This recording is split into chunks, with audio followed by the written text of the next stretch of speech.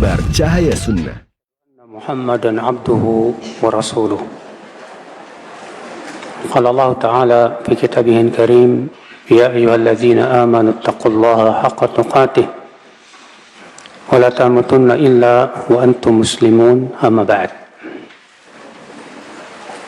Saudaraku seiman, alhamdulillah kita bersyukur kepada Allah atas limpahan karunia dan nikmat yang Allah berikan kepada kita. Ya ayyuhalladzina amanu. Dan insyaallah kita akan memulai kajian kitab yang ditulis Ustadzuna Al-Fadhil Al-Ustadz Yazid bin Abdul Qadir Jawas rahimahullah wa askanahu Firdausal A'la,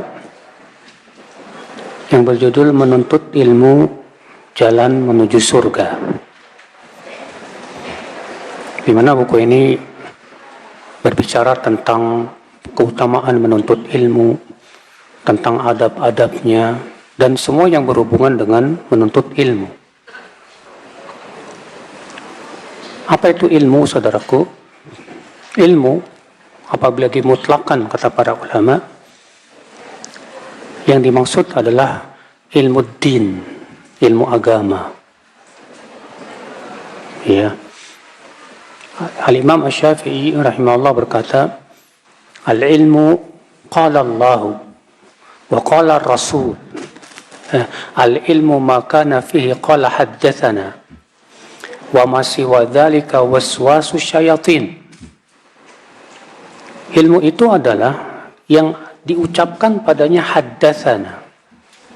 Apa itu haddatsana, Pak? Haddatsana itu dalam ilmu hadis simbol kebersambungan sanad sampai kepada Rasulullah SAW. Artinya hakikat ilmu itu yang sampai ke Rasulullah. Hakikat ilmu itu yang sampai kepada siapa? Kepada Rasulullah SAW. Kalau nggak sampai ke Rasul, bukan ilmu. Kata beliau, al-ilmu makana fihi qala haddatsana wa ma siwa dzalika, selain itu wiswasu syayatin, hanyalah waswas setan belaka. Artinya Pak, semua ilmu yang bertabrakan dengan Al-Quran dan hadis, semua ilmu yang tidak sesuai dengan sunnah Rasul, itu hakikatnya bukan ilmu. Iya. Hatta ilmu dunia. Ilmu dunia kalau tidak sesuai dengan sunnah Rasul bukan ilmu, itu hanya was-was setan. Seperti misalnya kita belajar teori Darwin misalnya, bahwa manusia itu berasal dari monyet misalnya, lalu berevolusi. Apakah itu ilmu? Bukan ilmu. Kenapa? Karena jelas bertabrakan dengan Al-Quran, dengan hadis. Karena Al-Quran dan hadis menyatakan bahwa asal manusia itu adalah Nabi Adam alaihissalam, bukan dari monyet. Iya. Makanya teori evolusi bukan ilmu. Itu was-was setan. Karena jelas bertabrakan dengan kitabullah dan sunnah Rasulullah SAW. Walaupun orang-orang berusaha membuat bukti-bukti ilmiah katanya. Ditemukannya fosil manusia Homo solensis, manusia Pithecanthropus, apa tuh? Ya, yang katanya itu manusia setengah kera. Kita katakan, akhi, selama itu beritanya dari orang kafir, kita tidak percaya. Kenapa demikian? Karena dalam Al-Quran Allah menyebutkan berita orang muslim yang fasik saja wajib kita periksa. Apalagi kalau itu berita dari orang kafir. Apalagi itu bertabrakan dengan Al-Quran dan Sunnah. Maka mempelajari ilmu seperti itu haram, nggak boleh. Jadi pahami Pak, hakikat ilmu itu apa? Imam Adz-Dzahabi berkata, al-ilmu qala Allah wa qala Rasul wa qala sahabah wa laysa bitamwih. Mal ilmu nasbuka lil khilafi safahatan bainan nassi wa baina ra'i faqih. Ilmu itu hakikatnya adalah firman Allah, sabda Rasulullah, dan apa yang dipahami oleh para sahabat. Bukan yang diada-adakan, yang dibuat-buat, tamwih.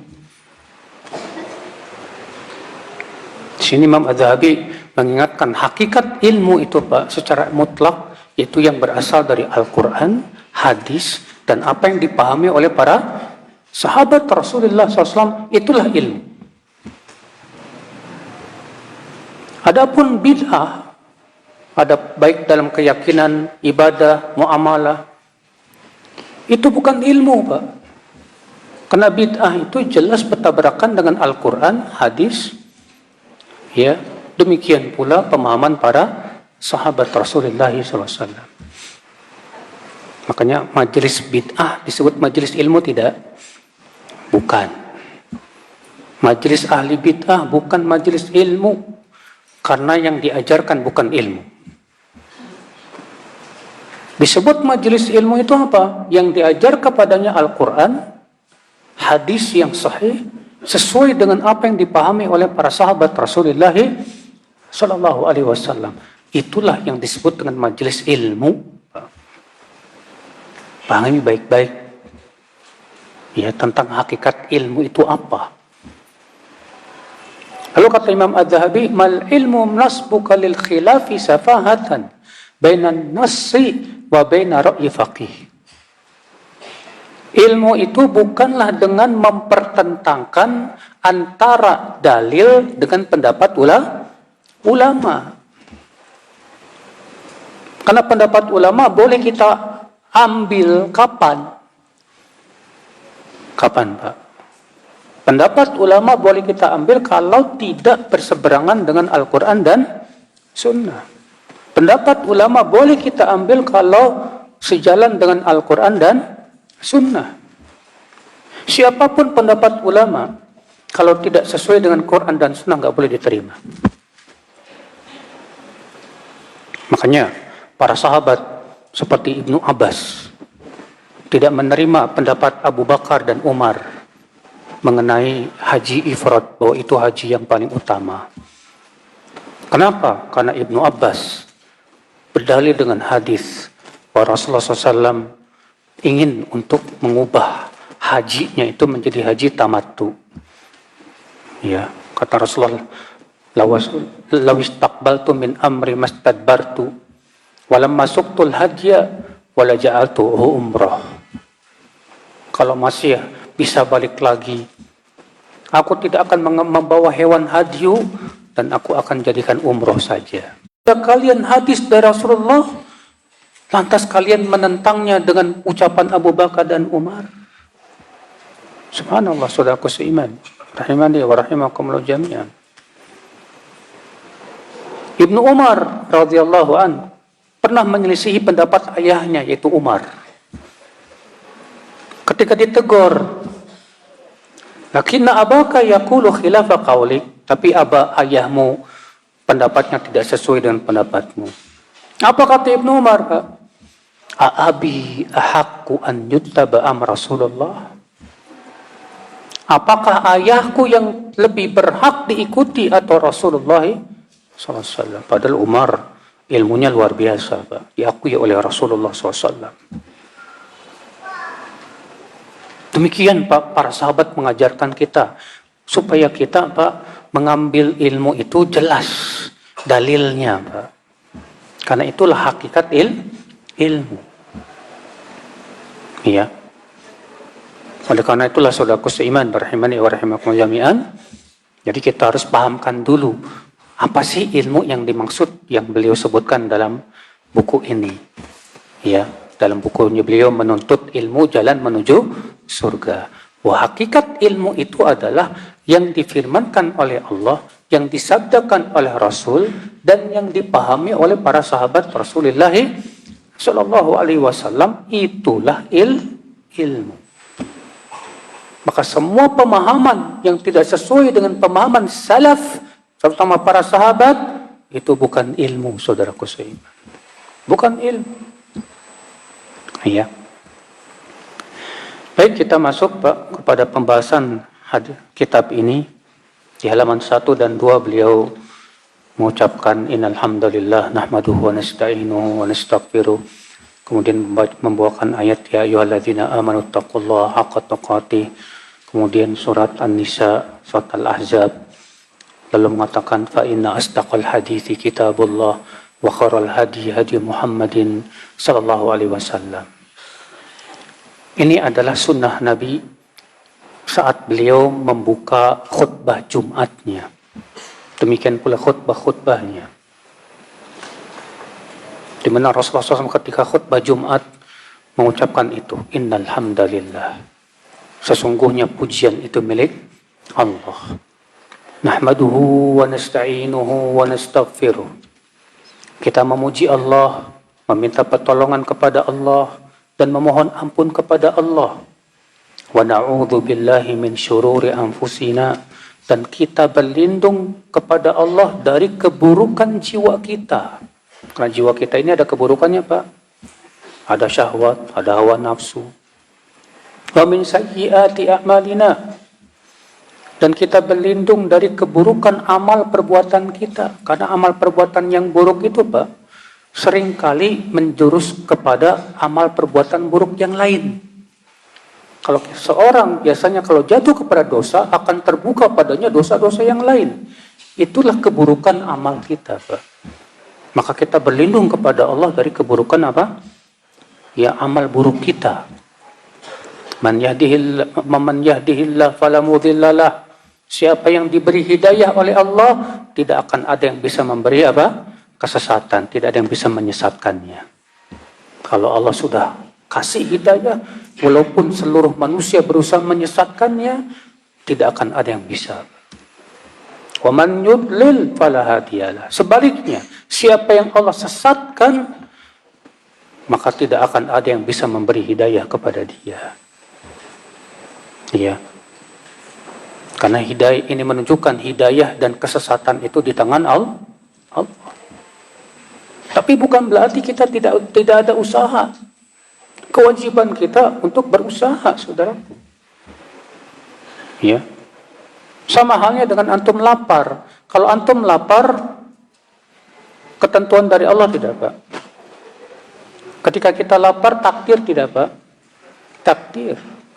Apakah kita lapar, kita menyerah kepada takdir dan berkata, nanti kalau kenyang sendiri. Kalau Allah takdirkan kenyang, ya kenyang. Ya enggak. Kalau kita lapar, cari makan. Ya tidak. Demikian pula, kalau kita ingin dapat hidayah, cari hidayah. Makanya Allah memberi hidayah, Allah menyesatkan. Sesuai dengan apa?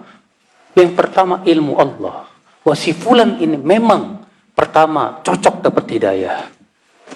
Yang kedua, si fulan ini memang menginginkan hidayah. Karena ada orang, Pak, yang dia tidak cocok dapat hidayah, Pak. Walaupun Allah kasih hidayah, disia-siakan itu hidayah. Ya. Kayak antum nitip barang ke teman. Ini, anak titip barangnya, terserah ente mau gunakan apa. Tapi ternyata sama teman antum disia-siakan, jadi rusak barangnya. Kira-kira antum ambil lagi nggak tuh barang? Diambil lagi. Allah kasih hidayah kita sia-siakan itu hidayah, nggak kita pelihara, bisa Allah ambil lagi hidayah, Pak. Makanya Allah tahu siapa orang yang berhak dapat hidayah dan siapa yang tidak berhak dapat apa? Hidayah. Saudaraku seiman. Kemudian beliau berkata, wa asyhadu an la ilaha illallah wahdahu la syarikalah wa asyhadu anna Muhammadan abduhu wa rasuluh. Ini dua kalimat syahadat yang maknanya sangat agung sekali tentunya. Nah ini, Pak. Namun para ulama semua sepakat bahwa memulai khutbah ataupun pembicaraan dengan memuji Allah hukumnya sunnah, tidak wajib. Disunnahkan ketika kita berkhutbah ataupun berbicara, hendaknya memulai dengan memuji Allah. Ketika antum misalnya rapat, baik rapat tentang masalah dunia, lalu antum jadi pembicara, disunahkan memuji Allah dulu, tapi tidak wajib hukumnya, sunnah. Tapi apakah lafadznya harus ini? Innal hamdalillah nahmaduhu wa nasta'inuhu. Kata para ulama tidak. Yang terpenting adalah isinya pujian. Bapak misalnya mengucapkan alhamdulillah wassalatu wassalamu ala rasulillah, cukup sampai situ, nggak apa-apa. Ada lagi yang berkata alhamdulillahi wa kafa wa sallallahu ala nabiyyin mustafa, cukup, nggak apa-apa. Yang penting yang memulai pembicaraan itu dengan apa? Pujian kepada Allah. Kenapa disunahkan memulai khutbah, ya, pembicaraan itu dengan pujian? Karena Pak, sebagai rasa syukur kita kepada Allah yang sudah memberikan kepada kita apa? Nikmat bicara. Bicara nikmat tidak, Pak? Wallahi nikmat. Ya, bayangkan kalau antum tidak bisa bicara, gugu, bisu, tidak bisa mengungkapkan, susah. Maka dari itu kita memuji Allah Subhanahu wa taala sebelum kita berbicara, saudaraku seiman rahimani wa rahimakumullah jami'an. Ya. Kemudian beliau membawakan ayat yang pertama, ya ayyuhalladzina amanu taqullaha haqqa tuqatih. Hai orang-orang yang beriman, bertakwalah kepada Allah dengan sebenar-benar takwa. Apa maksudnya sebenar-benar takwa? Artinya sungguh-sungguh kita dalam bertakwa kepada Allah dan menjaga ketakwaan. Ya. Wala tamutunna illa wa antum muslimun, dan jangan kalian mati kecuali dalam keadaan muslim. Itu yang kita inginkan, Pak. Semua kita berusaha bagaimana kita mati dalam keadaan apa? Muslim, mentauhidkan Allah Subhanahu wa taala. Nabi Yusuf saja minta. Apa kata Nabi Yusuf? Tawaffani muslima wa alhiqni bisalihin. Ya Allah, wafatkan aku dalam keadaan muslim dan masukkan aku termasuk orang-orang yang saleh. Ya. Kemudian beliau membawakan ayat surat An-Nisa ayat 1. Ya ayyuhan nasu taqu rabbakum alladzi khalaqakum min nafsin wahidah. Wahai manusia, bertakwalah kamu kepada Rabbmu yang telah menciptakan kamu dari satu jiwa. Allah tegas mengatakan di situ, yang telah menciptakan kamu manusia dari satu jiwa. Siapa dia? Nabi Adam, bukan dari monyet. Ya. Seperti yang dikatakan oleh si Darwin itu. Wa khalaqa minha zawjaha, yang telah menciptakan dari jiwa ini istrinya, yaitu siapa? Hawa. Di mana Hawa Allah ciptakan dari tulang rusuk Nabi Adam yang paling atas. Sebagaimana disebutkan dalam hadis, fa innahunna khuliqna min dhila wa inna a'waja syai'in min ad-dhila a'la. Sesungguhnya para wanita itu tercipta dari tulang rusuk. Dan tulang rusuk yang paling bengkok itu yang paling atas, kata Rasulullah SAW. Makanya wanita itu, Pak, sifatnya bengkok. Ya. Bagaimana cara menghadapi tulang yang bengkok? Kata Rasulullah, fa in dhahabta tuqimah kasarta. Kalau kamu paksa untuk supaya lurus, patah dia.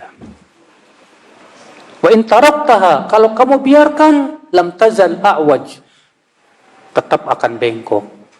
Terus gimana dong caranya? Fastausu bin nisa'i khaira. Berbuat baiklah kepada wanita. Jadi menghadapi tulang yang bengkok itu caranya dengan cara berbuat baik, Pak. Bukan dengan kasar. Ya. Wa khalaqa minha zawjaha, dan Allah menciptakan dari Nabi Adam itu istrinya, yaitu Hawa. Di mana Allah menciptakan Hawa dari tulang rusuk, bukan dari tulang punggung. Jadi perempuan tuh nggak ada kewajiban jadi tulang punggung, Pak. Dia itu memang dari tulang rusuk. Kewajiban untuk mencari nafkah itu siapa? Laki-laki. Wabatha minhuma rijalan katsiran wa nisaa. Dan Allah pun kemudian menyebarkan dari keduanya, dari Adam dan Hawa ini, laki-laki dan wanita yang banyak, sampai keturunannya sampai hari kiamat. Wattaqullah, bertakwalah kalian kepada Allah. Alladzi tasaaluna bihi wal arham, yang kalian saling meminta dengannya dan juga rahim. Innallaha kana bikum raqiba, sesungguhnya Allah mengawasi kalian, kata Allah. Kemudian beliau membawakan firman Allah dalam surat Al-Ahzab ayat 70-71. Ya ayyuhalladzina amanu taqullaha wa qulu qawlan sadida yuslih lakum a'malakum wa yaghfir lakum dhunubakum. Hai orang-orang yang beriman, bertakwalah kalian kepada Allah dan ucapkan ucapan yang sadid. Sadid itu artinya tepat. Tepat itu maksudnya gimana? Tepat itu bukan hanya baik, tapi juga penempatannya tepat, pas. Karena ada, Pak, ucapannya bagus tapi bukan pada waktunya. Enggak sesuai timingnya, Pak. Ucapannya bagus, isinya ilmu, tapi ya disampaikan kepada orang yang salah. Jadi enggak tepat. Makanya Allah di situ menyebutkan qaulan sadida, ucapan yang tepat. Karena tidak setiap ilmu yang kita tahu bisa kita sampaikan kepada setiap orang. Sebagaimana pernah ya Rasulullah bersabda kepada Abu Hurairah sambil memberikan sendalnya, "Hai Abu Hurairah, bawa sendalku ini dan berikan kabar gembira setiap orang yang kamu ketahui dan dia bersyahadat la ilaha illallah dengan surga." Pergilah Abu Hurairah dengan pakai sendal, Pak. Bawa sendal Rasulullah SAW. Ternyata yang pertama kali bertemu dengan siapa? Dengan Umar. Apa kata Abu Hurairah kepada Umar? Hai Umar, absyir. Sesungguhnya Allah Rasulullah mengutusku untuk memberikan kabar gembira setiap orang yang mengucapkan la ilaha illallah dengan surga. Apa yang terjadi, Pak? Maka Umar langsung mendorong dada Abu Hurairah. Jatuh Abu Hurairah. Di mana Rasulullah? Abu Hurairah akhirnya pergi. Umar mengikuti Rasulullah, Abu Hurairah. Sampai ke Rasulullah, Abu Hurairah nangis. Nah, Rasulullah nanya, kenapa Abu Hurairah? Abu Hurairah pun kemudian menceritakan kejadiannya. Apa kata Umar? Ya Rasulullah, da'in nas ya'malun. Hai Rasulullah, biarkan manusia beramal. Maksudnya Umar khawatir kalau disampaikan kabar gembira ini, orang akan salah paham. Yang penting sudah mengucapkan la ilaha illallah, yang penting tidak berbuat syirik, udah selesai. Makanya Rasulullah bersabda, ta'in nas ya'malun. Kalau begitu biarkan manusia beramal. Tidak jadi Abu Hurairah untuk menyampaikan ilmu tersebut. Seperti yang di dalam hadits Mu'adz bin Jabal, ketika Rasulullah mengatakan hak Allah atas hambanya apa? Agar mereka beribadah kepada Allah dan tidak berbuat syirik. Dan hak hamba atas Allah bahwa Allah tidak akan mengadab orang yang tidak berbuat syirik. Apa kata Mu'adz? Afala ubasyiru bihin nas? Bolehkah aku memberikan kabar gembira ini kepada manusia ya Rasulullah? Kata Rasulullah apa? La. Jangan. Padahal ini ilmu tidak, Pak? Ilmu. Lihat, bahawa sekalian. Makanya Allah mengatakan, ucapkan kata-kata yang sadid itu yang tepat. Tepat itu bukan hanya benar, tapi juga tepat waktunya, timingnya. Tepat kepada siapa kita sampaikan itu ilmu.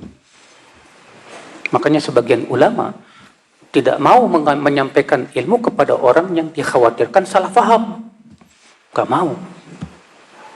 Karena khawatirnya jadi fitnah, Pak, buat dia. Saudaraku seiman. Hai orang-orang yang beriman, bertakwalah kamu kepada Allah dan ucapkan kata-kata yang tepat. Yuslih lakum a'malakum. Balasannya apa? Niscaya Allah akan perbaiki amalmu. Wa yaghfir lakum dzunubakum, dan Allah ampuni dosa kamu. Ternyata Pak, menjaga lisan itu bisa memperbaiki amal. Ya, sebagian diriwayatkan dari seorang salaf, saya lupa namanya, ada 2 amal, siapa yang menjaganya, Allah akan jaga amalnya. Yang pertama, sholat, yang kedua, lisan. Adapun sholat berdasarkan hadis, ya, awwalu ma yuhasabu bihil abdu as-shalah. Yang pertama kali dihisab pada hari kiamat apa? Sholat. Apabila sholatnya bagus, maka kata Rasulullah SAW, amal yang lainnya pun ikut bagus. Demikian pula lisan. Orang yang menjaga lisan, Allah jaga amalnya, Pak. Ketika dia tidak bisa menjaga lisan, Allah pun tidak jaga amalnya. Pak, nggak usah foto-foto, Pak. Ya, kebiasaan zaman sekarang nih, di majlis taklim cekrek. Jangan, Pak. Kita bukan selebritis, Pak. Ya, ini majlis ilmu, ya. Ikhwata Islam saudaraku seiman. Wa yaghfir lakum dzunubakum, dan Allah ampuni dosa kalian. Masya Allah. Ternyata orang yang menjaga lisannya itu Pak dijanjikan 2. Yang pertama Pak, dipelihara, diperbaiki amalnya. Yang kedua, diampuni dosanya. Allahu Akbar. Apalagi sekarang di zaman fitnah nih Pak. Zaman fitnah ini penting sekali menjaga lisan Pak. Ya. Tidak setiap ilmu Anda bisa share di Facebook, tidak. Tapi kita lihat mana yang paling maslahat, mana yang paling manfaat. Saudaraku seiman. Kemudian beliau pun membawakan ya sabda Rasulullah, fa inna asdaqal hadithi kitabullah. Sesungguhnya ucapan yang paling benar adalah kitabullah. Al-Quran semuanya benar. Allah berfirman, la ya'tihil batilu min baini yadayhi wala min khalfi. Tidak ada pada Al-Quran kebatilan dari awal sampai akhir. Silahkan periksa dari awal sampai akhir, ada tidak yang batil dalam Al-Quran? Tidak ada sampai detik ini. Semua manusia lemah Pak untuk mencari kekurangan dalam Al-Quran. Betapa banyak Pak orang-orang kafir yang mempelajari Al-Quran untuk mencari kekurangannya, ternyata malah masuk Islam. Karena mereka tidak mendapatkan padanya apa? Kekurangan, kesalahan. Saudaraku seiman. Wa khairal hadi hadi Muhammadin SAW. Dan sebaik-baik petunjuk siapa? Petunjuk Muhammad SAW. Ini yang harus kita yakini. Bahwa petunjuk yang terbaik itu petunjuk Rasulullah, bukan petunjuk orang barat, bukan petunjuk ahli filsafat, bukan petunjuk orang liberal, bukan petunjuk orang-orang apa? Ya, ateis dan yang lainnya, bukan. Kita nggak butuh petunjuk lain, Pak. Kita cukup dengan petunjuk Rasulullah sallallahu alaihi wasallam. Ya. Maka dari itu, akhi, cukupkan kita dengan petunjuk Rasul. Karena Rasulullah sudah menjelaskan segala sesuatu. Ya. Sebagaimana Abu Dzar berkata, tarokana Rasulullah SAW, wa ma ta'irun yuqallibu janahahi fil hawa illa wa dzakara fihi ilma. Rasulullah SAW meninggalkan kita dalam keadaan tidaklah seekor burung pun yang mengepakkan sayapnya di udara, kecuali Rasulullah sudah menyebutkan ilmunya padanya. Waqal, beliau berkata, ya, itu Rasulullah SAW, ma baqiya syai'un yuqarribukum ilal jannah wa yubaidukum minan nar illa waqad buyyina lakum. Tidak tersisa sedikit pun yang mendekatkan diri kepada surga dan menjauhkan dari api neraka kecuali sudah dijelaskan. Semua sudah dijelaskan. Tidak ada satupun kebaikan kecuali sudah dijelaskan oleh Rasulullah SAW. Tidak ada satupun keburukan kecuali sudah diingatkan oleh Rasulullah SAW. Maka kalau ada orang di zaman ini berkata, ini lo baik nih, kita katakan, mana dalilnya dari Allah dan Rasulnya? Yang menurut kamu baik, belum tentu di sisi Allah apa? Baik. Allah berfirman, wa asa an takrahu syai'an wa huwa khairul lakum wa asa an tuhibbu syai'an wa huwa syarrul lakum. Boleh jadi kamu tidak menyukai sesuatu, ternyata itu baik buat kamu. Dan boleh jadi kamu menyukai sesuatu, ternyata itu baik, tidak baik buat kamu. Wallahu ya'lam wa antum la ta'lamun. Allah yang tahu, kamu nggak tahu. Makanya jangan sok tahu. Kita terkadang sok tahu. Ngomong tentang agama dengan otak sendiri, Pak. Ditanya dalilnya mana? Diem, nggak tahu. Hati-hati, Mas. Ya, agama kita ini tidak diserahkan kepada akal manusia, Pak. Agama kita ini berdasarkan kepada apa? Wahyu. Wahyu itu, Pak. Maka siapapun Anda yang berbicara tentang agama wajib membawakan keterangannya dari siapa? Pemilik agama ini. Pemilik agama ini siapa? Allah Rabbul Izzati wal Jalalah. Saudaraku seiman rahimani wa rahimakum jami'an. Lalu Rasulullah bersabda, wa syarrul umuri muhdatsatuha. Dan seburuk-buruk perkara yang diada-adakan. Dan setiap yang diada-adakan adalah bid'ah. Dan setiap bid'ah itu sesat. Ini yang ngomong siapa? Rasul. Tapi Pak, jarang Pak, di masjid-masjid khotib Jumat bawa ini Pak. Jarang Pak. Kalau ada khotib Jumat bawa ini, wah ini wahabi ini. Saudaraku seiman rahimani wa rahimakum. Karena ucapan ini Pak menghancurkan semua kebid'ahan. Rasulullah mengatakan seburuk-buruk perkara itu yang diada-adakan. Ternyata ya bid'ah itu seburuk-buruk perkara. Kenapa bid'ah itu seburuk-buruk perkara, Pak? Karena pertama, bid'ah itu hakikatnya Pak mengubah-ubah syariat. Bid'ah itu hakikatnya apa? Mengubah-ubah aturan Allah. Beda dengan maksiat. Kalau maksiat itu melanggar. Kalau bid'ah itu mengubah. Saya mau tanya sama antum, mana yang lebih parah, yang lebih berat? Mengubah aturan atau melanggar aturan? Mengubah. Kalau ada orang pas lampu merah ya, lewat aja, di stop sama polisi. Kenapa kamu? Aduh Pak, iya Pak, saya salah Pak.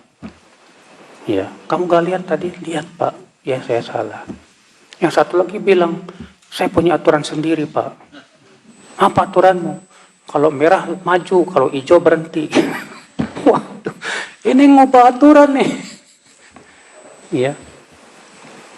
Kalau ngubah aturan rusak semuanya Pak. Dan bid'ah itu mengubah aturan. Lebih berat dibandingkan melanggar apa? Aturan.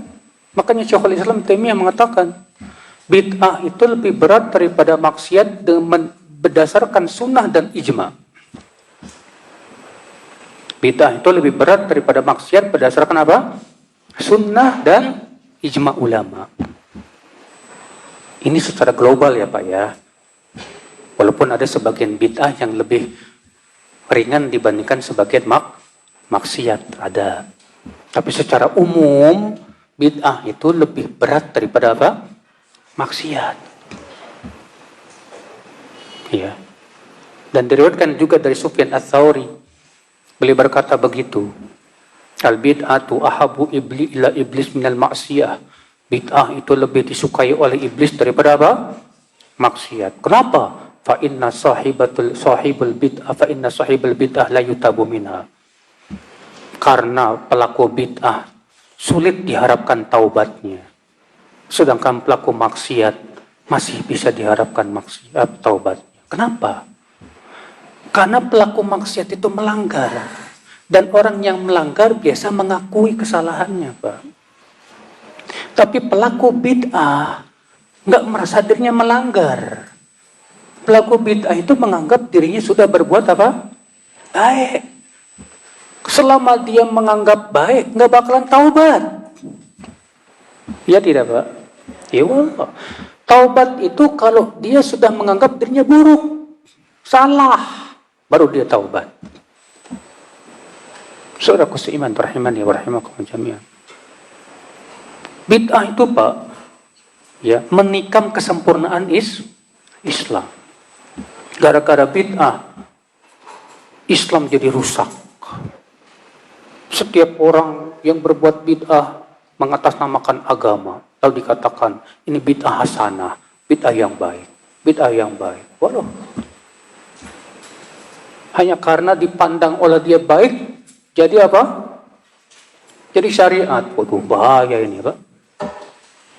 Ya. Fir'aun juga dulu menganggap dirinya baik kok. Buka sama antum surat Ghafir. Apa ucapan Fir'aun? Wa qala fir'aunu ma urikum illa ma ara wa ma ahdikum illa sabilar rasyad. Berkata Fir'aun, aku tidak memandang untuk kalian kecuali yang aku pandang baik. Dan aku tidak membimbing kalian kecuali kepada jalan kebenaran. Ini ucapan siapa? Fir'aun. Fir'aun mengaku dirinya baik di atas kebenaran. Memang betul, semua orang tidak ada yang merasa dirinya sesat. Ya tidak, Pak? Iya. Maka kalau ada orang bilang ke antum, oh kamu jangan merasa paling benar ya. Bilang ke dia, masalahnya nggak ada, Mas, orang yang merasa paling sesat. Ada? Orang yang merasa paling sesat? Gak ada. Hatta iblis yang ngerasa dirinya sesat. Hatta Fir'aun gak ngerasa dirinya sesat. Saudaraku, ya, yang menjadi patokan kita itu adalah hujah, dalil. Nah ini saudaraku seiman. Ya. Nah ini, jadi ini khutbah yang memang sunnah dari Rasulullah SAW. Itu hadisnya dari Muslim, Abu Daud, Tirmidzi, Nasai, Ibnu Majah, Imam Ahmad, dan yang lainnya. Mereka semua meriwayatkan bahwa Rasulullah SAW ketika khutbah Jumat membaca ini, Pak. Demikian pula ketika khutbatul hajat saat nikah. Khutbatul hajat saat nikah pun disyariatkan baca ini. Tapi yang baca siapa? Hah? Walinya yang mau nikahkan. Wali yang mau nikahkan sebelum mengakadkan, mengucapkan ini dulu, innal hamdalillah nahmaduhu wa nasta'inu. Terus sampai fa inna astaqal. Baru kemudian zawwajtuka gitu. Aku nikahkan kamu dengan anakku. Nah itu sunnahnya. Jadi yang mengucapkan itu bukan penceramah. Yang mengucapkan itu wali yang hendak menikahkan. Saudaraku seiman rahimani wa rahimakumullah. Kita lanjutkan. Amma ba'du. Ucapan amma ba'du termasuk sunnah juga. Karena Rasulullah SAW setiap kali beliau setelah mengucapkan puji-pujian selalu mengucapkan amma ba'du. Amma ba'du. Kata beliau yaitu Al-Ustaz Yazid bin Abdul Qadir Jawas rahimahullah wa askanahu firdaus al-a'la wa ghafara walidayhi, kepada saudara-saudaraku seiman dan seakidah yang semoga dirahmati oleh Allah. Karena memang persaudaraan kita harus persaudaraan di atas iman, Pak. Allah berfirman, innamal mu'minuna ikhwah. Sesungguhnya kaum mukminin itu bersaudara. Kata Imam Al-Qurtubi, dalatil ayah ala anna ukhuwatal mu'minin innama taqumu 'alal iman. Ayat ini menunjukkan bahwa persaudaraan kaum muslimin itu wajib di atas iman. Jadi kita bersaudara harus di atas apa? Keimanan. Ya. Bukan persaudaraan semata-mata darah, bukan.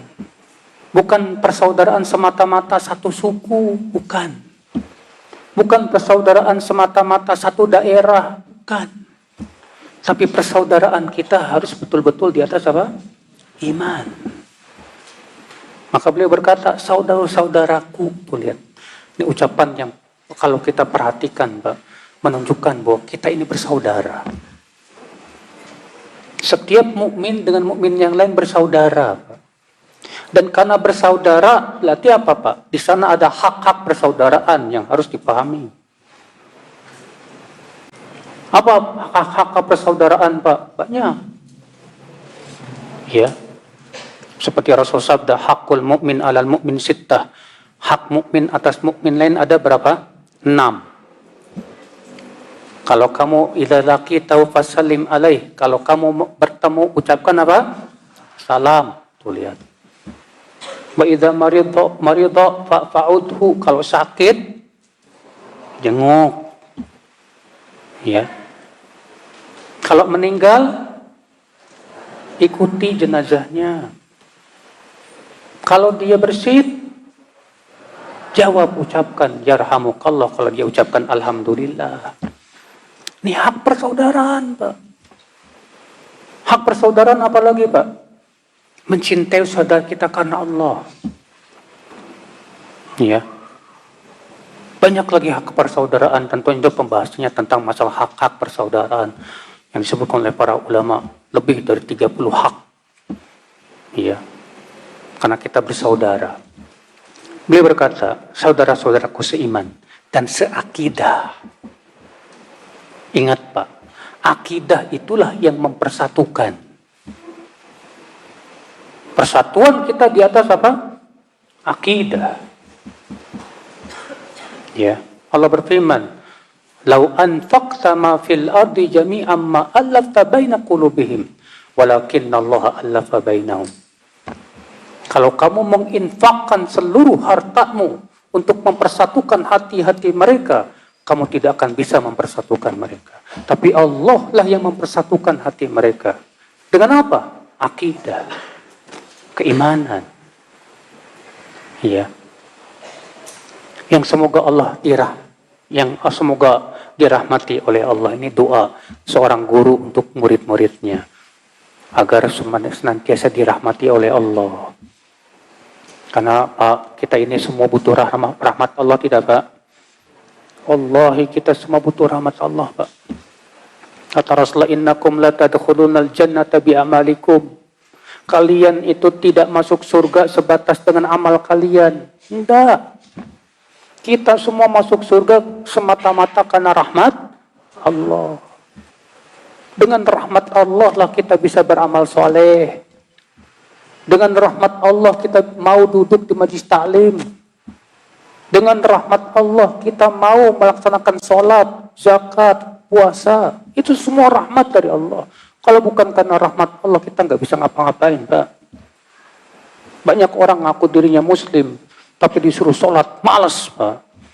Ternyata Allah belum memberinya rahmat dan hidayah kepada dia. Iya. Kata beliau, mensyukuri nikmat-nikmat Allah adalah wajib hukumnya. Allah berfirman, "Fadhkuruni adzkurkum washkuruli wala takfurun." Ingatlah ya kamu kepadaku, niscaya aku akan ingat kamu pula. Dan bersyukurlah kepadaku dan janganlah kamu mengingkari nikmatku. Akhi, mensyukuri nikmat itu ada 3 rukun kata Ibnu Qayyim. Ya, mensyukuri nikmat itu ada 3 apa? Rukun. Apa itu rukunnya, Pak? Yang pertama, al-i'tiraf bil qalb. Mengakui dengan hati bahwa itu semua nikmat dari Allah. Meyakini bahwa ini semua nikmat dari siapa? Dari Allah. Ya. Yang kedua, as-sana'u 'ala Allah wa nisbatu an-ni'mah ila Allah. Yaitu memuji Allah atas nikmatnya dan menisbatkan nikmat itu kepada Allah. Ketika dikasih nikmat, jangan lupa ucapkan apa? Alhamdulillah. Sebagaimana disebutkan dalam riwayat yang dihasankan oleh Syekh Al-Albani rahimahullah.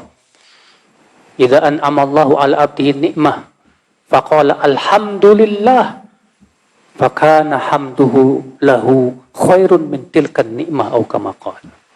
Apabila Allah memberikan nikmat kepada seorang hamba, lalu si hamba berkata alhamdulillah, maka ucapan alhamdulillah itu lebih baik daripada nikmat yang Allah berikan kepada dia. Iya. Di setiap kita dikasih nikmat, kita ucapkan apa? Alhamdulillah. Kata Rasulullah SAW apa? Siapa yang makan lalu mengucapkan alhamdulillahilladzi at'amani hadzal ta'am wa razaqanihi min ghairi haulin minni wala quwwah, maka akan diampuni dosa-dosanya yang telah apa? Lalu, Masya Allah. Udah perut kenyang, dosa diampuni. Ajib kan? Ya. Nah ini yang kedua, Pak. Puji Allah atas nikmat. Dan nisbatkan nikmat itu kepada siapa? Kepada Allah. Jangan nisbatkan nikmat kepada kepada selain Allah, karena itu kufur nikmat, Pak. Seperti si Korun yang mengatakan apa? Innama utituhu ala ilmin indi. Aku diberikan nikmat itu karena keilmuanku. Dia nisbatkan nikmat kepada ilmunya, kepada kecerdasannya, kepada kepintarannya. Wallah, ini termasuk kufur nikmat, Pak. Tapi ucapkan seperti Nabi Sulaiman mengucapkan, hadza min fadli rabbi. Ini semua karunia dari Allah. Nisbatkan kepada Allah. Jangan nisbatkan kepada selain Allah. Secerdas apapun kamu, kalau Allah enggak kasih nikmat, enggak bisa. Sehebat apapun skillmu, kalau Allah tidak kasih nikmat, enggak bisa, Pak. Enggak bisa. Makanya nisbatkan itu. Nah ini yang kedua, Pak. Yang ketiga, ya, mensyukuri nikmat itu apa? Itu istiqmalu tilkan nikmah, ya, li taatillah. Menggunakan kenikmatan itu untuk menaati Allah. Menggunakan kenikmatan itu untuk menaati Allah. Antum dikasih nikmat HP nikmat bukan? Setiap antum punya HP enggak? Gunakan HP untuk menaati Allah. Jangan digunakan buat maksiat. Ini HP digunakan buat kelalaian, gimana coba? Habis waktunya buat ngelihat apa itu? YouTube lah, Facebookan lah, dan yang lainnya. Gunakan untuk menaati Allah. Gunakan HP untuk wasilah menuntut ilmu, mendapatkan berita-berita yang bermanfaat untuk kehidupan kita di dunia dan akhirat, untuk menyebarkan ilmu dan yang lainnya. Saudaraku seiman rahimani wa rahimakum jami'an. Nah ini dia, Pak. Kita lanjutkan. Juga firman Allah, juga Allah berfirman, wa in ta'uddu ni'matallahi la tuhsuha innal insana la zalumun kafar. Dan jika kamu menghitung nikmat-nikmat Allah, niscaya kamu tidak akan bisa menghitungnya. Coba, Pak. Siapa yang bisa menghitung nikmat kita dalam satu hari? Satu hari saja antum nikmat. Hitungnya. Nikmat nafas. Masya Allah. Antum dikasih oksigen sama Allah gratisan, Pak. Kita bernafas dengan otomatis. Tidak harus berpikir. Oksigen ada di mana-mana. Nikmat Allah banyak sekali. Ada orang Saudi sakit, Pak. Sakit apa? Sakit kena COVID. Akhirnya dia harus apa? Beli oksigen buat pernapasan dia. Iya. Setelah sembuh, alhamdulillah, dia harus bayar. Rupanya mau bayar, dia nangis. Kata dokternya, Pak, kalau Bapak nggak bisa bayar, insya Allah nanti ada yang bantu. Kata dia, saya bukan nggak bisa bayar. Saya banyak duitnya. Saya cuma ingat nikmat Allah itu banyak sekali.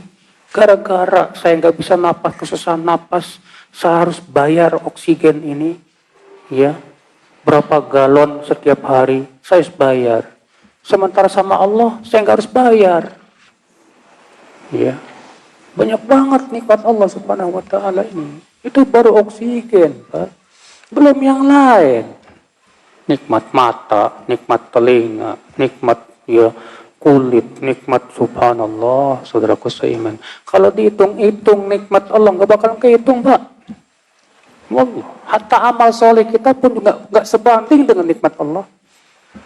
Kalaulah kenikmatan surga itu, Pak, disebandingkan dengan ketaatan kita, sedikit kita dapat nikmat di surga. Ya Allah.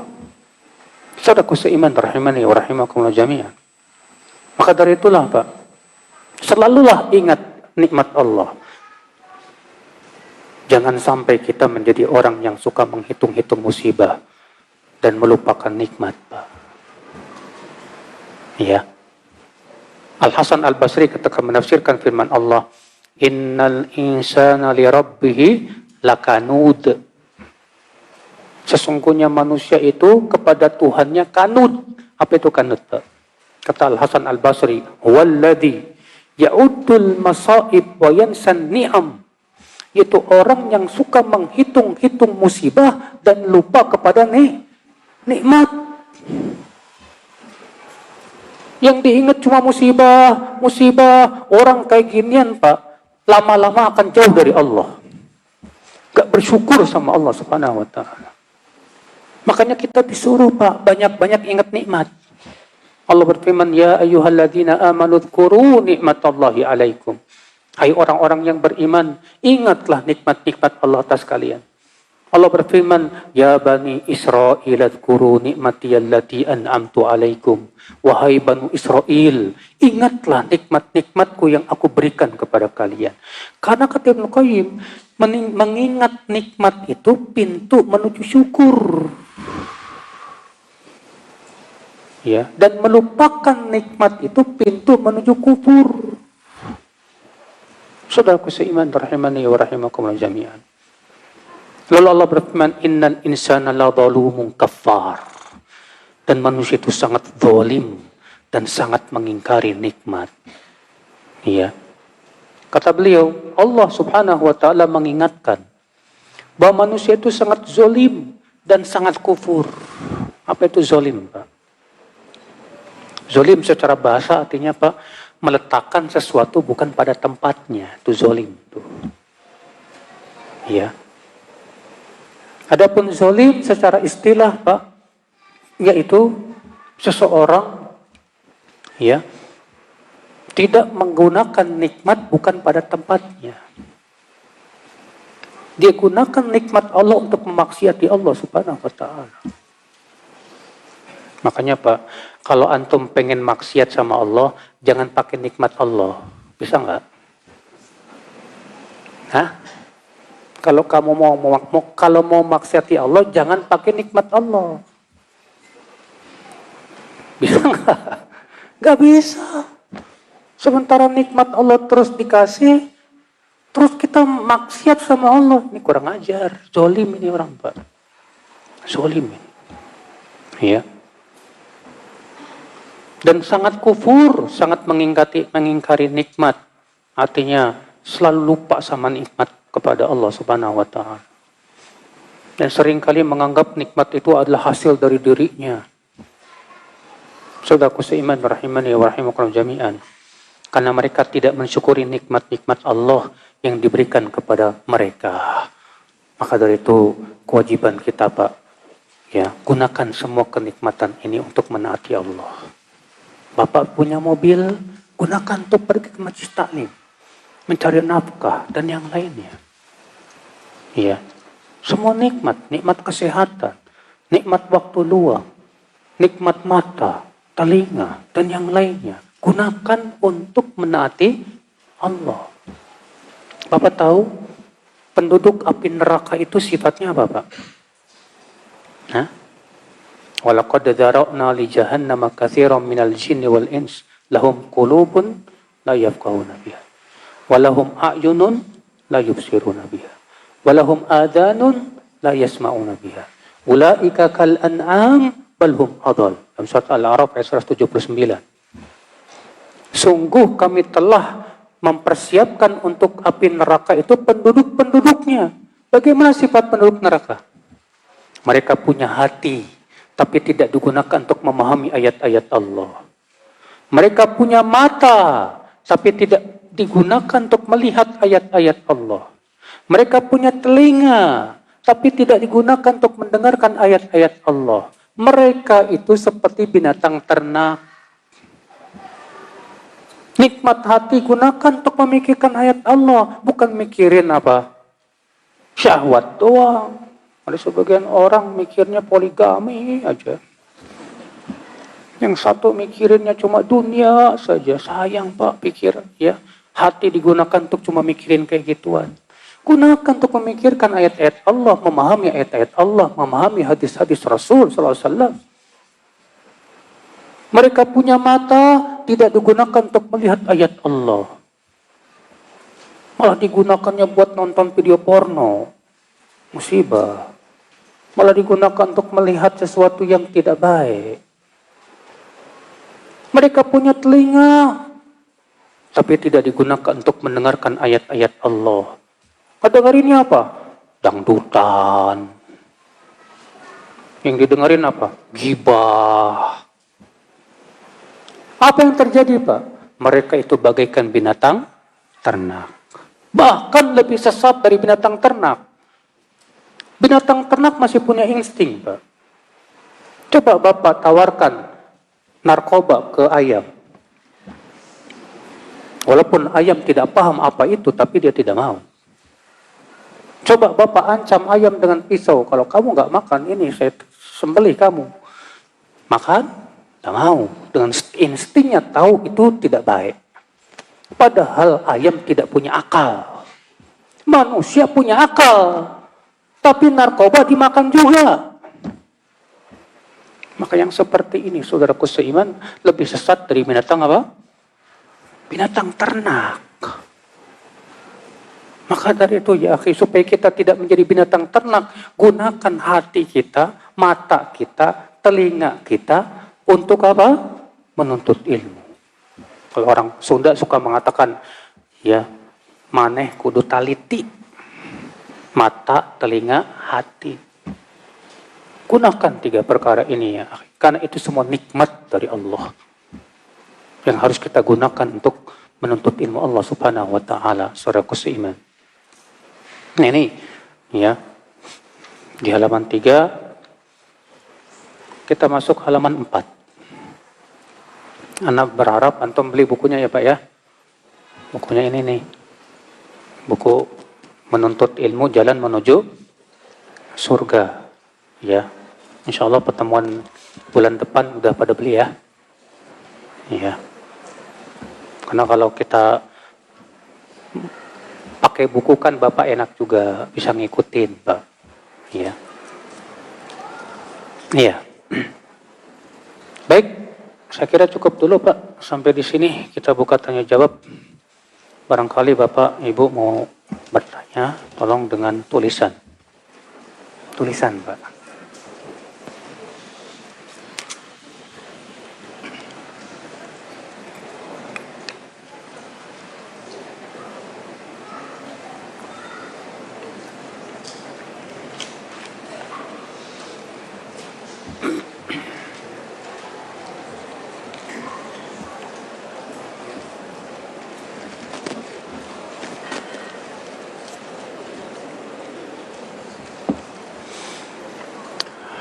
Saya berharap ibu-ibu jangan ngobrol, Bu. Ini kebiasaan ibu-ibu kalau tanya jawab suka ngobrol. Iya. Ini sunnah sayyi'ah nih. Sunnah yang buruk. Apakah kita boleh sholat duha setiap hari? Dan berapa rakaat maksimal sholat duha? Ini kita masuk dalam masalah perselisihan ulama. Para ulama berbeda pendapat, apakah sholat duha itu boleh dilakukan setiap hari atau tidak. Menjadi 2 pendapat. Sebagian ulama mengatakan tidak boleh. Dalil hadis bahwa Rasulullah tidak merutinkan sholat duha. Karena Rasulullah SAW idza shalat duha faka'annama ya yusalliha atau kama qala. Rasulullah SAW itu kalau salat duha seakan-akan beliau tidak akan meninggalkannya, Pak. Dan kalau beliau tidak salat duha seakan-akan beliau ya tidak akan melakukannya. Tapi hadis itu lemah. Tidak sahih. Pendapat yang kedua mengatakan boleh hukumnya merutinkan salat duha. Dalilnya pertama, bahwa Rasulullah SAW menganjurkan Abu Hurairah dan Abu Dzar alla yada'a raq'atay duha. Rasulullah berwasiat kepada Abu Hurairah dan Abu Dzar supaya jangan meninggalkan 2 rakaat duha setiap hari. Kalaulah tidak boleh setiap hari, tentu Rasulullah tidak akan berwasiat seperti itu. Tapi ketika Rasulullah berwasiat kepada 2 sahabat ini supaya jangan tinggalkan sholat duha, itu menunjukkan boleh tidak, Pak? Boleh. Dalil yang kedua, Rasulullah bersabda, ya, ala kulli ya, fi jasad ibni Adam 360 mafsil. Di dalam jasad tubuh anak Adam itu ada 360 sendi. Kata Rasulullah, yang wajib dipenuhi sedekahnya. Yang harus dipenuhi apa? Sedekahnya. Lalu Rasulullah apa? Wa tujzi'u dzalika raq'atad duha. Dan 360 sendi ini bisa dicukupi dengan 2 rakaat duha. Jadi Rasulullah mengatakan setiap harinya kita harus memenuhi sendi 360. Dan ternyata bisa dicukupi dengan 2 rakaat duha. Itu menunjukkan boleh setiap hari. Yang ketiga, ini pendapat Aisyah radhiyallahu anha. Kalau ada yang bertanya, kenapa Rasulullah tidak merutinkan salat duha? Maka Aisyah menjawab, karena Rasulullah SAW yuhibbul amal wa yada'uha khasyata an tufrad ala ummatihi.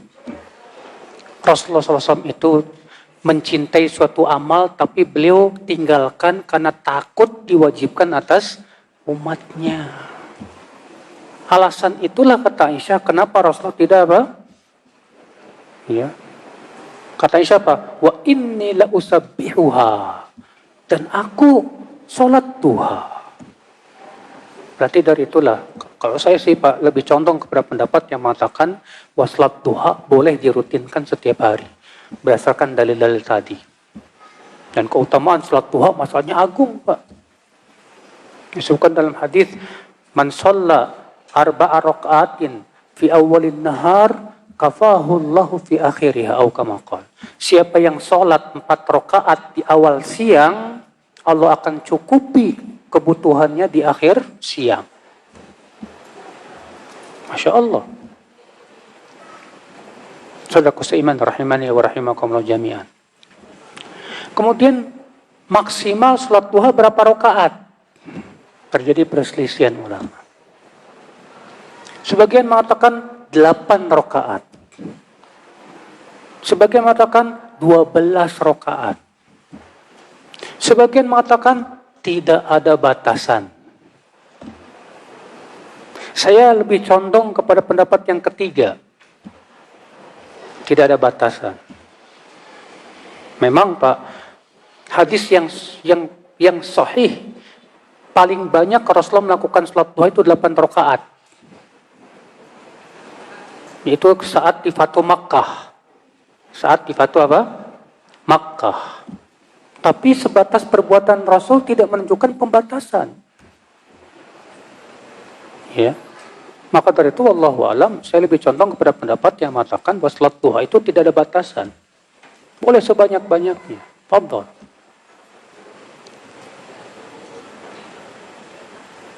Jika laki-laki salat berjamaah di masjid, tapi hanya salat subuh dan isya doang, sementara yang lain enggak salat di masjid, Apakah termasuk orang munafik? Pertanyaannya, kenapa cuma sholat subuh dan isya doang? Zuhur, asar, maghribnya enggak. Saya sibuk di kantor, Ustadz. Oh, kalau ada udzur ya enggak masalah. Yang masalah itu kalau tidak ada udzur, males. Kan kata Rasulullah, afqalus salat alal munafiqin salatul isya wa salatul fajr. Seberat-berat salat atas orang munafik, salat isya dan salat subuh. Makanya saya salat jamaahnya salat isya sama subuh doang. Tidak bisa dipahami demikian. Karena kata para ulama, semua salat buat orang munafik itu berat. Dan yang paling berat itu salat isya dan salat apa? Subuh. Dalilnya surat An-Nisa, wa idza qamu ila sholati qamu kusala. Apabila mereka berdiri menuju salat, mereka berdiri dengan malasnya. Makanya disebutkan dalam hadis tadi, seberat-berat salat atas orang munafik adalah salat isya dan salat fajar, salat subuh. Lau ya'lamuna ma fihima. Kalaulah mereka mengetahui bagaimana besarnya pahala yang ada di situ, la atauhuma walau habwa, mereka akan datang walaupun dengan merangkak. Berarti ilatnya kenapa Pak? Males. Maka kalau ada orang males untuk sholat berjamaah, berarti di hatinya ada penyakit kemunafikan. Tapi apakah orangnya disebut munafik? Ya nggak boleh.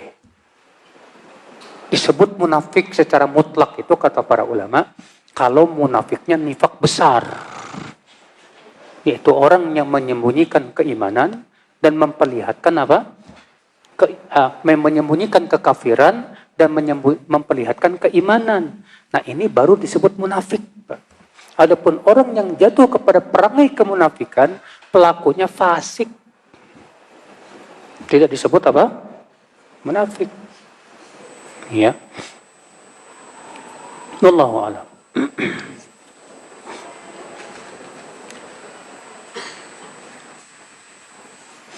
Bagaimana kita menyikapi Ustadz katanya agama Islam belum tentu benar. Boleh jadi agama yang lain yang benar. Dalilnya surat Saba ayat 24. Surat Saba ayat 24 saya nggak hafal.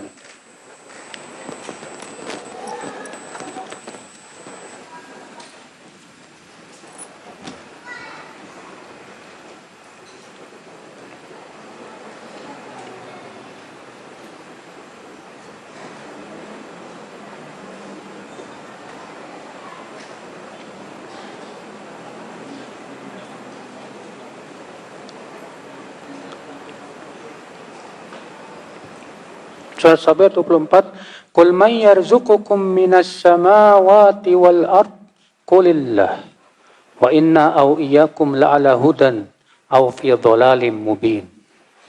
Katakanlah, siapa yang memberikan rezeki kepada kalian dari langit dan bumi? Katakanlah, Allah yang ngasih rezeki. Dan sesungguhnya kami atau kalian di atas hidayah atau di atas kesesatan yang nyata. Iya. Baik Pak, kita akan melihat bagaimana penafsiran para ulama.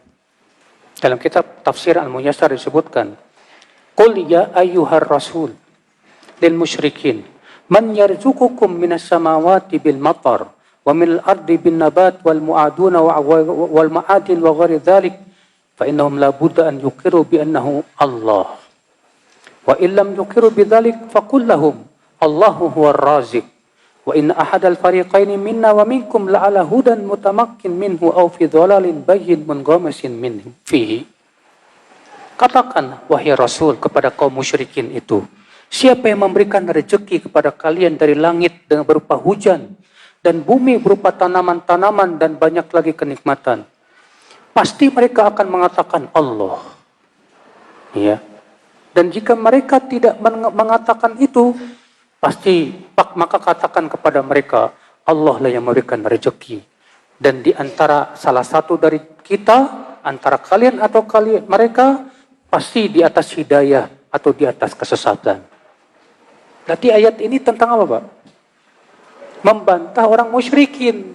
Orang musyrikin meyakini Allah yang memberikan rezeki dari langit dan bumi. Lalu tidak mengakui risalah yang Allah turunkan. Maka yang di atas kesesatan siapa? Yang tidak mengakui Allah yang memberikan rezeki. Tidak mau beriman kepada Allah Subhanahu wa ta'ala. Jadi nggak nyambung pendalilannya, Pak. Kalau ada orang berkata, bisa jadi Islam belum tentu benar, mungkin agama lain yang benar. Tapi kamu tidak percaya dengan Al-Quran? Percaya nggak sama Al-Quran? Kalau kamu berkata percaya, oke. Di mana firman Allah? Inna dina indallahil Islam. Sesungguhnya agama di sisi Allah hanya Islam. Allah berfirman, "Wa may yabtaghi ghairal islami dina fala yuqbala min." Siapa yang mencari selain Islam sebagai agama, maka tidak akan diterima oleh Allah. Wa huwa fil akhirati minal khasirin, dan ia termasuk orang-orang yang merugi nanti di akhirat. Percaya enggak sama Al-Qur'an?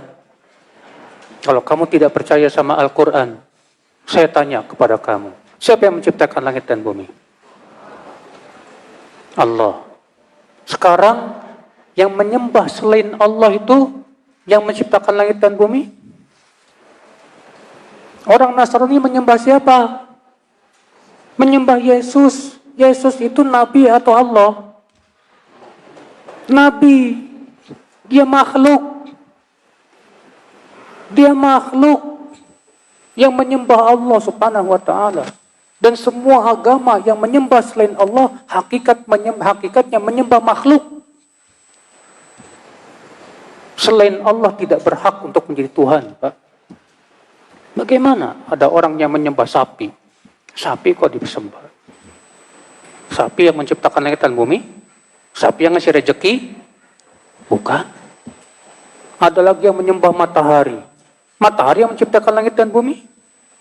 Mereka sendiri tidak yakin itu. Iya. Coba gunakan akal pikiranmu. Kalau kamu mengatakan, iya, Allah yang menciptakan langit dan bumi, Allah yang masih memberikan rezeki, maka ketahuilah, Allah telah menurunkan agamanya. Mengutus para nabi dan rasul. Dan semua nabi dan rasul sepakat untuk hanya beribadah kepada Allah Subhanahu wa ta'ala saja. Dan Nabi yang terakhir itu Nabi Muhammad sallallahu alaihi wasallam, penutup semua Nabi dan Rasul. Maka bagaimana kamu katakan belum tentu Islam yang benar? Apa kamu tidak belajar tentang Islam? Tanya kepada orang-orang yang mereka tadinya orang Nasrani, para pendeta, kenapa mereka keluar dari agama Nasrani? Tanya, kenapa kamu keluar dari agama Nasrani? Di Eropa, Pak, ya, pertumbuhan Islam itu luar biasa. Banyak orang-orang Nasrani yang masuk Islam. Di Amerika juga sama, Pak. Ya. Jumlah orang yang masuk Islam dibandingkan orang yang murtad dari Islam jauh lebih banyak dibandingkan yang murtad, Pak. Dan kan kamu lihat, orang yang murtad itu rata-rata akibat ngikutin hawa nafsu dan syahwat. Iya. Tapi orang yang masuk Islam rata-rata mengakui bahwa kebenaran hanya dalam Islam. Silakan. Cuma masalahnya yaitu, Pak, keraguan-keraguan ini terhadap agama ini, Pak, akibat kebodohan kita.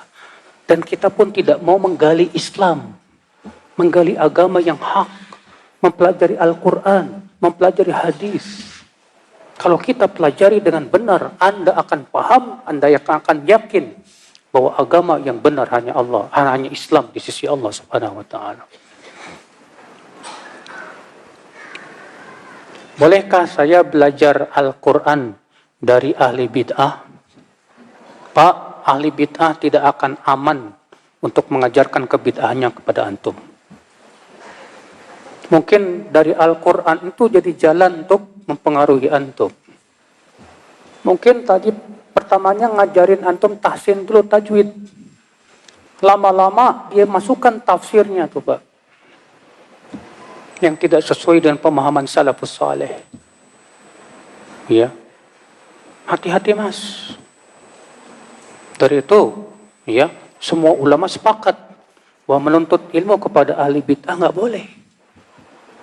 Orang-orang yang punya pemikiran yang menyimpang, yang sesat, nggak boleh kita duduk di majlis dia.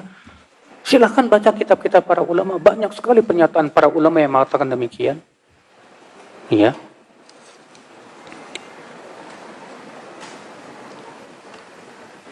Ada dalil yang mengatakan, ya Allah, lahirkan aku dalam keadaan miskin. Hidupkan aku bersama orang yang miskin. Dan kumpulkan aku bersama orang-orang yang miskin. Maksudnya apa ya Ustadz? Ini sudah ditafsirkan oleh banyak ulama Pak. Bahwa yang dimaksud dengan miskin di sini, yaitu orang yang merasa miskin dari rahmat Allah. Itu orang-orang saleh. Ya. Jadi bukan artinya kita disuruh jadi orang miskin, enggak. Ya. Namun pertama Pak, yang kedua, kita dianjurkan untuk bergaul dengan orang miskin dan mencintai orang miskin. Di antara doa Rasulullah, Allahumma inni as'aluka fi'lal khairat wa tarkal munkarat wa hubbal masakin.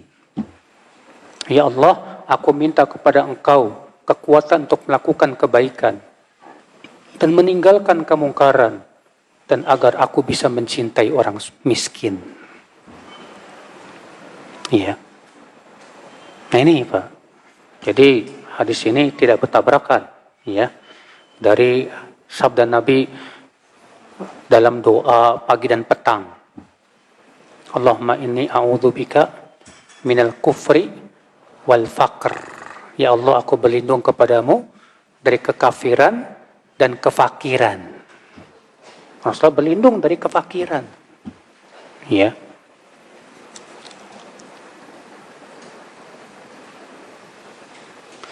Bila seorang anak melakukan kemaksiatan, apakah berdampak kepada orang tuanya yang sudah meninggal? Tergantung. Itu kemaksiatan diajarin sama orang tuanya apa enggak?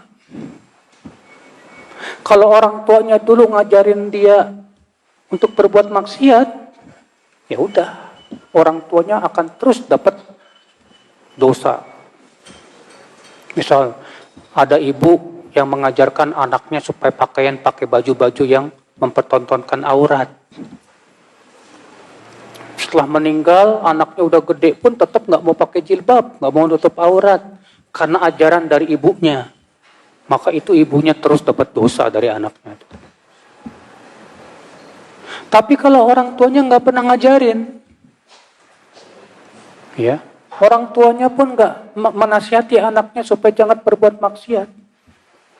Setelah orang tua meninggal, anaknya berbuat maksiat.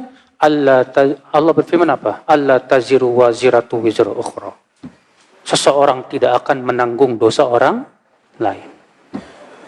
Tidak akan menanggung dosa orang lain, saudaraku seiman.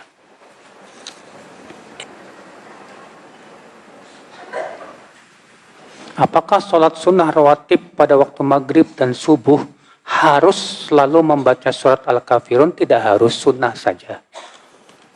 Ya, hukumnya sunnah bukan harus. Dari mana kita tahu itu sunnah? Karena itu hanya perbuatan Rasul. Sedangkan kaidah usul fikih mengatakan mujarradul fi'li la yadullu 'alal wujub. Semata-mata perbuatan tidak menunjukkan kepada hukum wajib. Ya.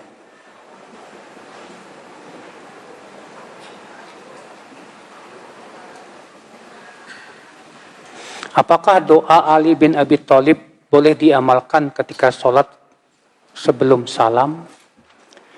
Mungkin doa Ali bin Abi Thalib ini yang disebutkan dalam Musnad Imam Ahmad kali ya. Bahwa Rasulullah SAW setelah sholat mengucapkan Allahumma gfirli ma qaddamtu wa ma akhartu wa ma asratu wa ma a'lantu wa ma asrartu wa ma asraftu wa ma anta alamu bihi minni antal muqaddim wa antal muakhir. Itu diriwayatkan oleh Ali bin Abi Thalib, ya, bahwa Rasulullah SAW mengucapkan itu setelah sholat. Nah, itu adalah Musnad Imam Ahmad dan disahihkan oleh Syekh Syuaib Al-Arnaud. Ya. Jadi itu setelah salam, Pak, setelah sholat, bukan sebelum salam.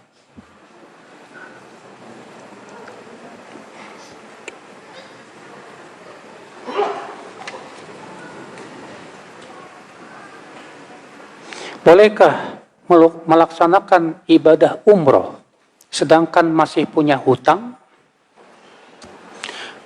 Punya hutang itu ada dua keadaan. Ada yang hutang tapi bayarnya memang nyicil. Bayarnya apa? Nyicil. Misal, antum beli mobil, nyicil.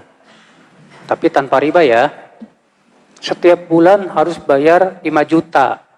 Sementara gaji antum 20 juta. Paham tidak, Pak? Berarti ada kelebihan uang. Maka pada waktu itu antum masih hutang, tapi masih punya kelebihan uang setiap bulannya. Boleh umroh? Boleh, nggak masalah. Keadaan yang kedua, antum punya hutang dan harus segera dibayar. Terus antum nggak bayar, malah pergi umroh, zolim antum. Karena Rasulullah bersabda, mutlul ghaniyyi dzulmun, mengulur-ngulur pembayaran hutang, padahal dia mampu bayar hutang, itu zolim, kata Rasulullah SAW. Nggak boleh, ya.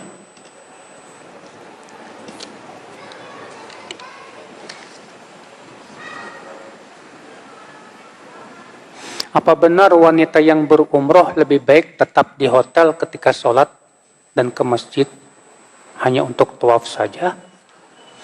Memang terjadi perselisihan para ulama di zaman ini, Pak. Apakah hotel itu sama hukumnya dengan rumah atau tidak?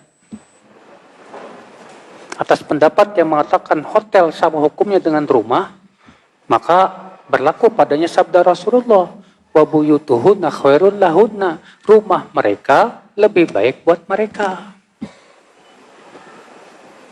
Atas pendapat yang mengatakan tidak, hotel bukan rumah.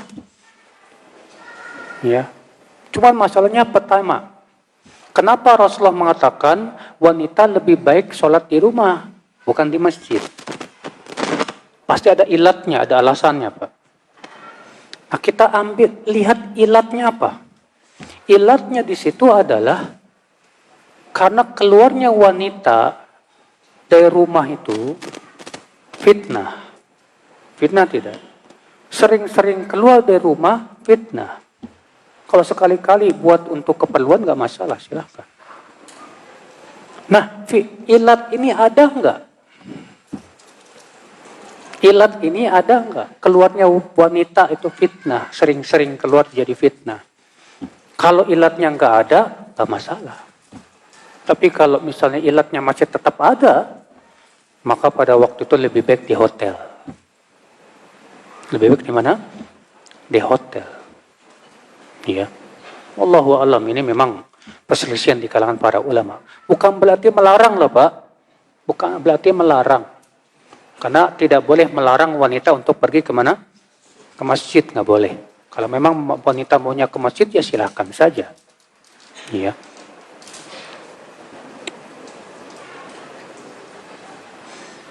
Ada istilah yang mengatakan tidak ada istilah mulut jahat tapi hati baik. Karena apa yang keluar dari mulut datangnya dari hati. Karena orang yang busuk akan terpancar dari lisan dan anggota badannya.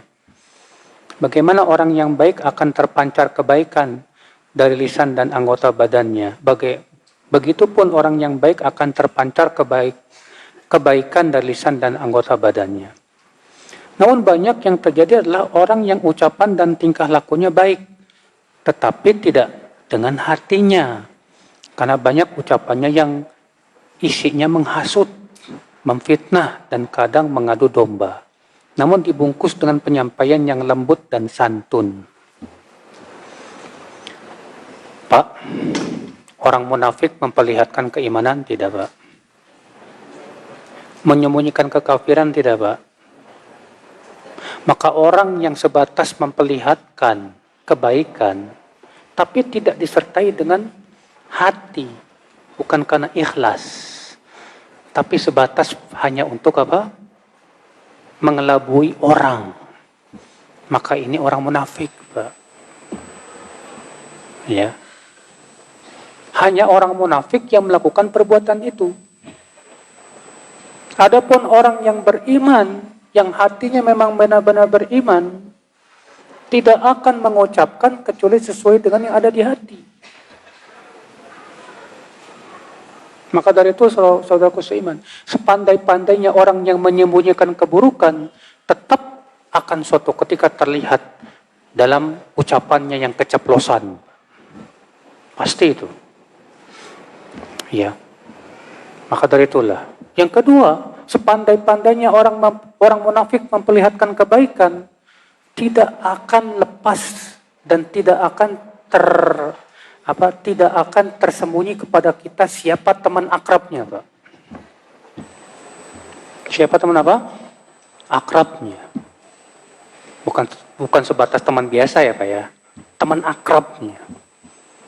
Karena kata para ulama, at-tuyur taqa'u ala amsaliha. Burung itu akan hinggap dengan yang sejenis. Maka kalau ada orang ngaku-ngaku saya salafi, tapi dia gaulnya sehari-hari sama orang sesat, teman akrabnya orang sesat, ya itu pasti samalah temannya begitu. Maka dari itulah Pak, kaidah yang mengatakan hati yang buruk biasa akan memunculkan ucapan yang buruk benar. Karena itu berdasarkan hadis. Kata Rasulullah apa? Ala wa inna fil jasadi mudghah. Ketahuilah, dalam jasad kita ada segumpal darah. Fa idza saluhat saluhal jasadu kullu. Apabila hati itu baik, maka baik semua tubuhnya. Apabila hati itu buruk, buruk semuanya. Itu benar. Itu kaidah nabawiyah yang berasal dari wahyu.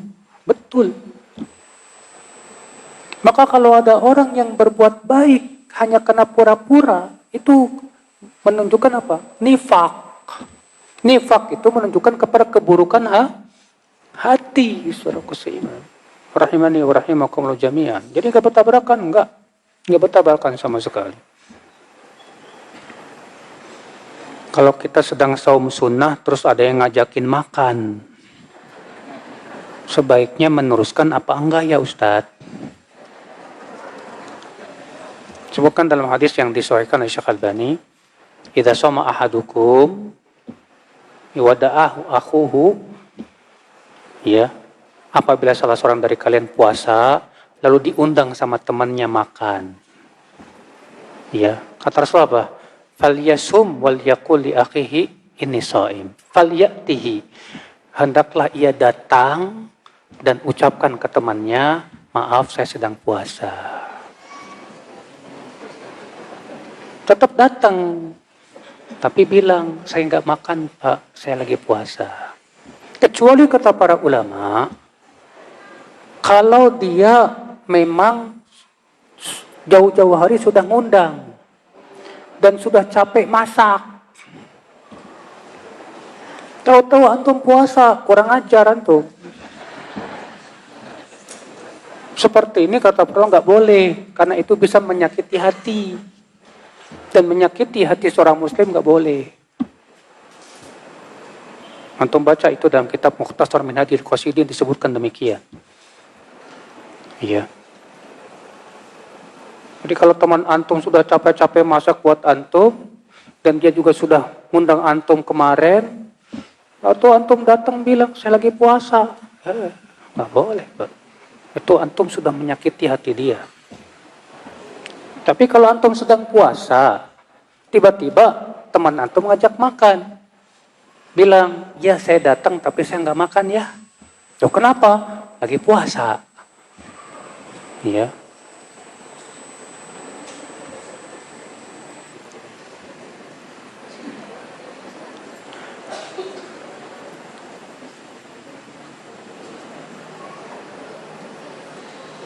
Apa yang harus orang tua lakukan jika menyuruh mengajak anak dalam ketaatan dan mengingatkan anak agar tidak berbuat maksiat. Tapi si anak masih aja pacaran, bahkan mendengarkan lagu-lagu. Itulah, Pak. Memang mendidik anak itu tidak mudah. Setan tidak akan pernah membiarkan anak kita di atas kebaikan. Disitulah memang perjuangan orang tua untuk terus istiqomah dalam mendidik anak. Jadi jangan kita menganggap mendidik anak itu mudah, tidak. Mendidik anak itu butuh perjuangan, Pak. Butuh kesabaran, Pak. Butuh sifat halim, tidak cepat emosi, Pak. Butuh pendekatan, Pak. Maka dari itu mulailah dari penguatan akidahnya. Mulai dia orang tua memperkenalkan anak kepada Allah. Mengingatkan tentang akhirat, tentang surga, tentang neraka. Nanti kalau sudah kuat keimanan dia, rasa takut dia kepada Allah muncul, rasa cinta kepada Allah muncul, insya Allah mudah dia tinggalkan itu. Mudah. Ya, bilang kepada dia, nak, pacaran itu diharamkan oleh Allah dan Rasulnya. Kalau kamu memang suka sama dia, ya sudah. Bagaimana kalau kita lamar saja? Ya, kamu nikah saja sama dia. Daripada kamu maksiat terus, nak. Ya. Ini kalau orang tuanya bijak, Pak. Saudaraku seiman rahimani wa rahimakumullah jami'an. Karena kata Ibnu Qayyim, obat dua orang yang saling mencintai itu cuma satu, yaitu menikah. Ya udah, nikahkan aja, Pak. Ya. Nah, demikian semoga yang saya sampaikan bermanfaat. Yang benar semuanya dari Allah, yang salah itu dari kekurangan ilmu saya dan dari setan. Mohon maaf bila ada kata-kata yang tak berkenan di hati. Wabillahi taufik. Subhanakallah bihamdik. Asyhadu an la ilaha illa anta astaghfiruka wa atubu ilaik. Wassalamualaikum warahmatullahi wabarakatuh. Simak Radio Roja Bogor 100.1 FM, Radio Roja Majalengka 93.1 FM, Radio Roja Palu 101,8 FM, dan Radio Roja Bandung 104.3 FM. Menebar cahaya sunnah.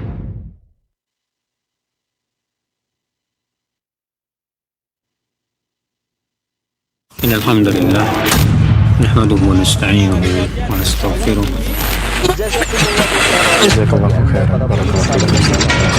Roja TV, saluran tilawah Al-Quran dan kajian Islam. Kajian Islam ilmiah di Roja TV dan Radio Roja. Yassiru wa la tu'assiru. Mudahkan. Jangan dibuat sulit. Apalagi berhadapan dengan remaja yang mungkin logikanya masih simpel dan sederhana ya. Jangan dibuat rumit.